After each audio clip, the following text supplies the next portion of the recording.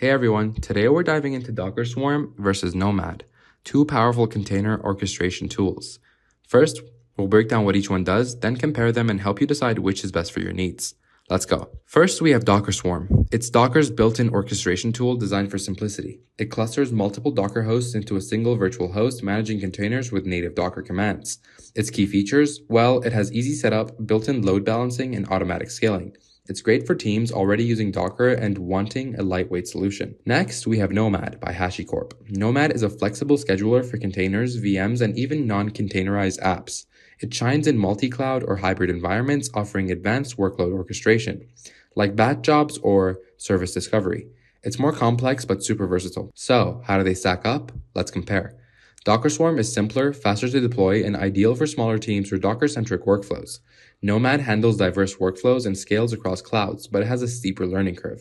For ease and speed, go Swarm. For flexibility and complex deployments, Nomad's your pick. That's it, guys. Docker Swarm for simplicity and Nomad for versatility. Check out our chart below for a quick recap and let us know which one's right for you in the comments. Don't forget to like, share, and subscribe if you enjoyed this video, and I'll see you in the next one.